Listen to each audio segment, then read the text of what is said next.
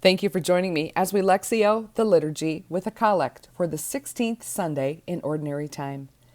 Show favor, O Lord, to your servants, and mercifully increase the gifts of your grace, that made fervent in hope, faith, and charity, they may be ever watchful in keeping your commands. Through our Lord Jesus Christ, your Son, who lives and reigns with you in the unity of the Holy Spirit, God, forever and ever. Let's look first at mercifully increase.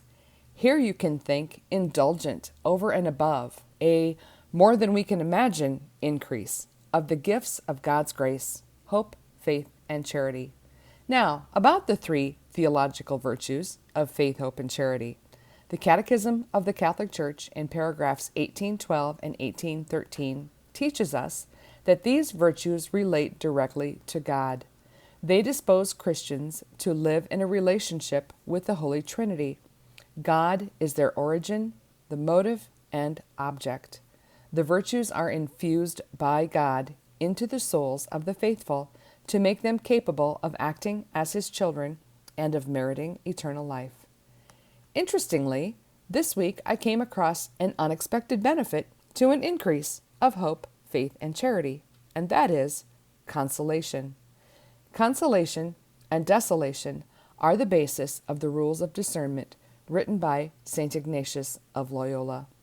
In the rules, St. Ignatius teaches that desolation is any movement towards our lower nature, an inclination towards doubt, despair, and narcissism caused by a bad spirit. Consolation, St. Ignatius writes, is every increase of hope, faith, and charity, which is what we pray for in the collect this week.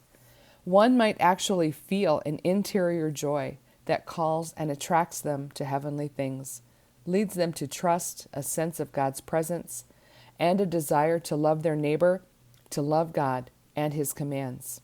However, the benefits of this increase of hope, faith, and charity must be put to use.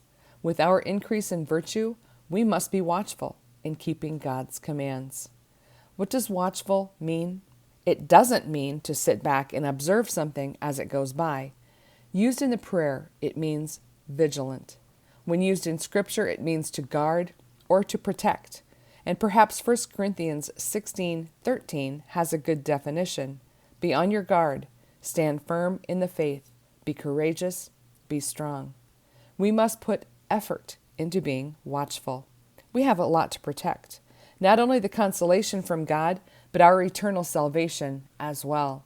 The consolation that God promises is like no other, and it can't be found anywhere else. It is only a gift from Him. In the prayer, why does the order of virtues start with hope? There's not really an answer, but here's what I found. St. Ignatius mentions hope first, because hope permeates the entire rules. And as I thought about it, it occurred to me that vigilant people are people of hope. Without the desire of the kingdom of heaven, without the hope of eternal life, we would have nothing left to guard or to fight for.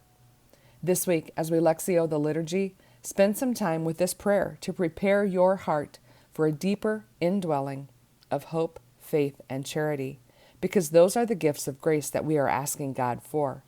As you read or listen to the scripture readings this week, listen for a phrase that stands out to you. Spend some time meditating on it and invite the Holy Spirit to lead you. Do not be surprised if you feel God's presence or warmth. That's consolation. In his book, Spiritual Warfare and the Discernment of Spirits, Dan Burke writes that no matter how it surfaces within us, if it is authentic, consolation will always draw us to God's will and ways. Thank you for praying with me.